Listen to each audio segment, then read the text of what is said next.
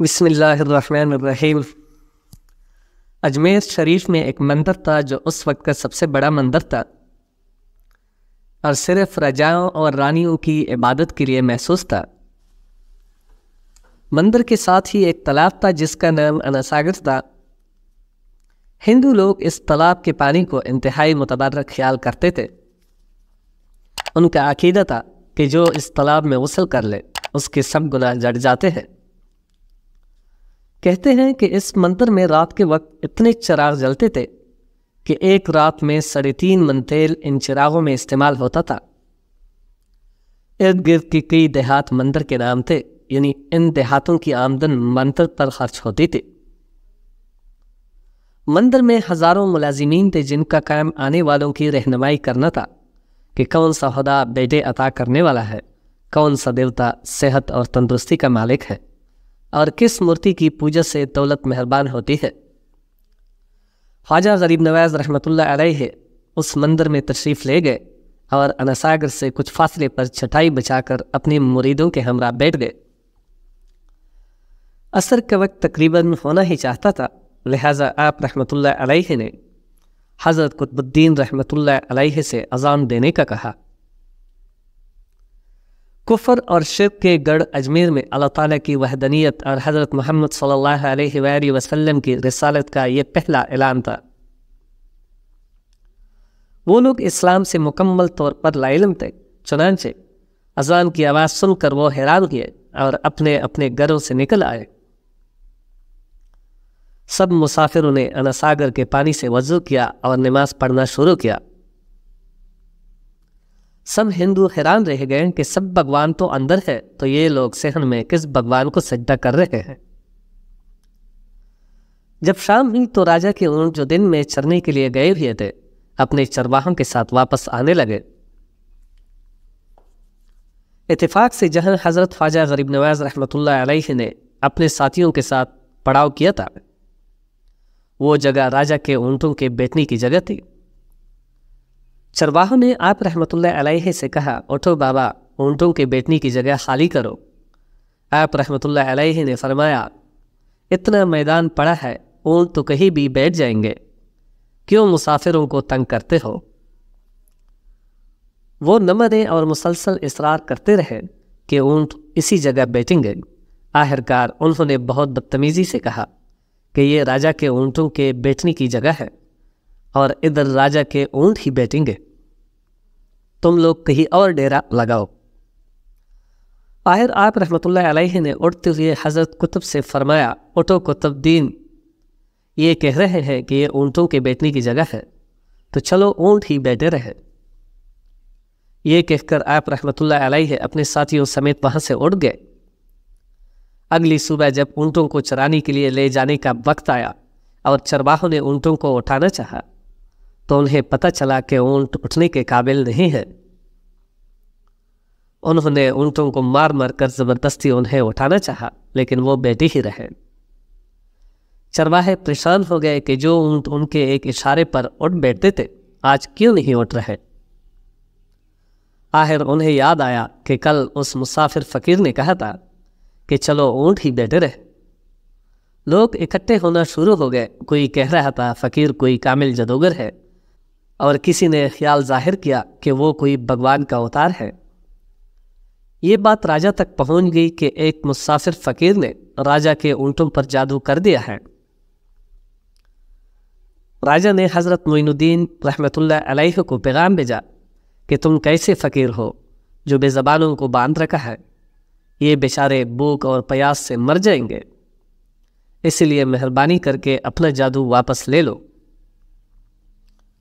آپ رحمۃ اللہ علیہ نے فرمایا، ہم مسلمان ہیں اور مسلمان بددعا نہیں کرتے نہ ہی جادو، جاؤ کہو کہ جس کے حکم سے بیٹھے تھے اسی کے حکم سے اٹھ کھڑے ہو۔ اب جو جا کر اٹھایا تو اونٹ پہلی بار پر ہی اٹھ بیٹھے، لہٰذا ہندیوں کی دلچسپی ان مسافروں میں اور زیادہ بڑھنے لگی۔ پانچوں وقت اذان ہوتی اور نماز ادا کی جاتی۔ آخر راجا تک یہ بات پہنچ گئی کہ کچھ فقیر آئے ہیں جو مسلمان ہیں، پانچوں وقت اذان دیتے ہیں اور ہمارے پوتر تالاب کو ہاتھ منہ دھو کر برشت کرتے ہیں، اور ہمارے دھرم کے خلاف باتیں بھی کرتے ہیں، کہتے ہیں یہ مورتیاں پوجنے کے قابل نہیں، یہ تو محض پتھر ہے، اس لیے انہیں یہاں سے اٹھایا جائے۔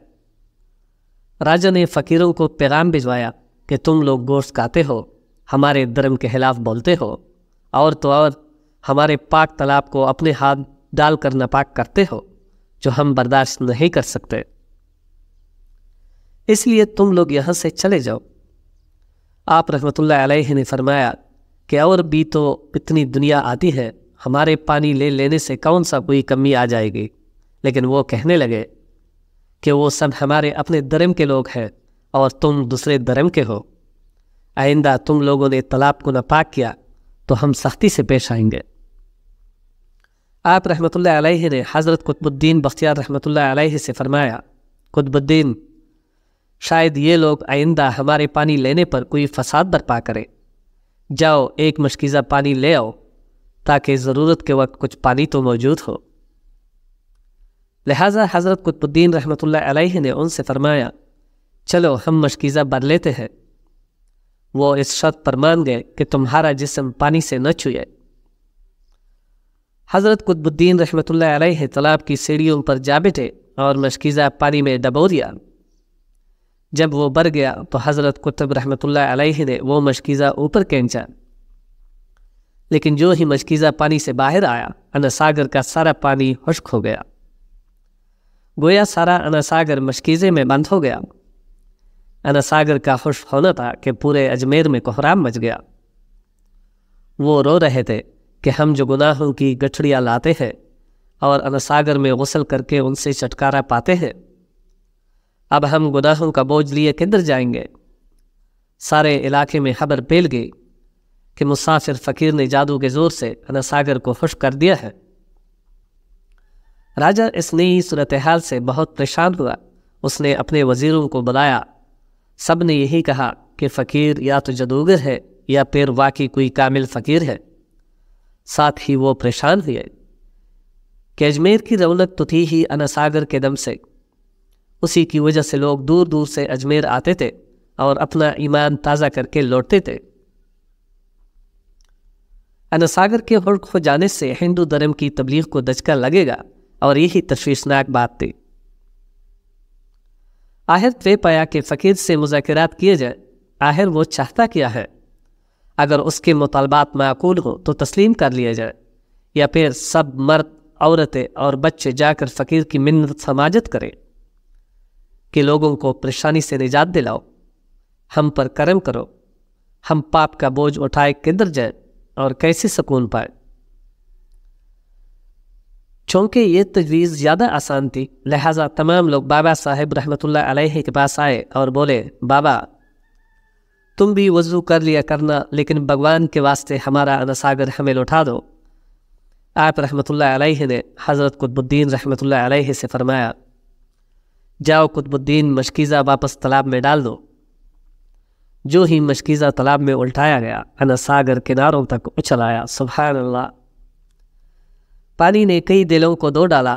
ہندو قوم کی اپنی تاریخی کتابوں میں بھی مورخ اس بات کو تسلیم کرتے ہیں کہ اس شام 32,000 ہندو کلمہ پڑھ کر مسلمان ہو گئے۔ ان ہندوؤں کے مسلمان ہو جانے سے ہندو پنڈتوں اور عام ہندوؤں میں بھی غم و غصے کا طوفان اٹھ کھڑا ہوا، اور وہ سوچ میں پڑ گئے کہ فقیر اگر کچھ دن مزید ادھر رہ گیا تو دیوی دیوتاؤں کا تو نام لینے والا بھی کوئی نہ رہے گا۔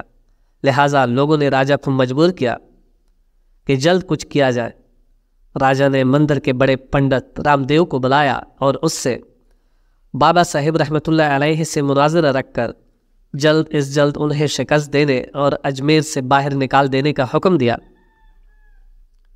رام دیو اپنے وقت کا مانا ہوا پنڈت تھا، جس کی علمی قابلیت کی دور دور تک دھوم مچی ہوئی تھی۔